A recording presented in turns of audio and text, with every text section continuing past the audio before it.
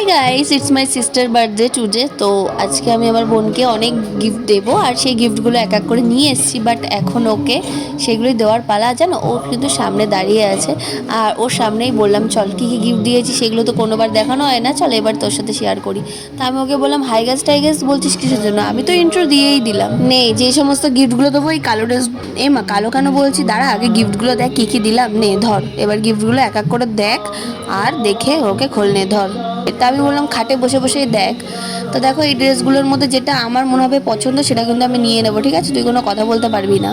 কে বলেছে? আমি তো কথা বলবোই। আর দেখ, যে ড্রেসটা আমি পরেছি ওটা আমার দাদা দিয়েছে, আর এই ড্রেসটা তুই দিয়েছিস। হ্যাঁ হ্যাঁ, তোরই বাজার, সত্যি কথা। তা কি মেনু হচ্ছে সেটা তো খাওয়ার সময় তোমাদের সাথে শেয়ার করবো। তার আগে দেখো, আমাকে কিচ্ছুই দেয় না, আমাকে কিছু দেখায়ও না। আর এটা আমার জিজু দিয়েছে, এটা তুই দিসনি। জিজুটা আসলো কোথা থেকে? তোর দিদিকে যদি তোর জিজু বিয়ে না করতো তাহলে জিজু জিজু করছিস কেন? আগে দিদি তারপর জিজু, বুঝলি? ঠিক তিনটে আছে, হয়েছে। এবার লাস্ট গিফটটা তো আমি সবাইকে বলবো, এটা কত সুন্দর।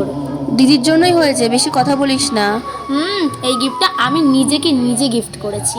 ভালো করেছিস, কিন্তু প্রসেসটা তো আমি করে দিয়েছি না তোকে। ঠিক আছে, দেখা যাবে। গিফটটাকে সবাই দেখুক, বলুক কোনটা হ্যাঁ, বেস্ট হয়েছে। ডেফিনেটলি এটা তোর পচা হয়েছে। না গাইস, দেখো তোমরাই দেখে বলো কত সুন্দর হয়েছে। ব্ল্যাক, যারা যারা ব্ল্যাক লাভার আছো তারা বুঝবে ব্ল্যাকের মর্ম কি, ঠিক আছে? আমার অবশ্য ব্ল্যাক নেই, বোন ব্ল্যাক নিল দেখে আমিও ইচ্ছা করছে যে আমিও তাহলে একটা ব্ল্যাক নিয়েই নেবো। তোমরা কি বলো গাইস? কমেন্ট বক্সে বললা, ঠিক আছে? বাই বাই, বাই বল। টাটা সবাই, আমাকে আশীর্বাদ করো।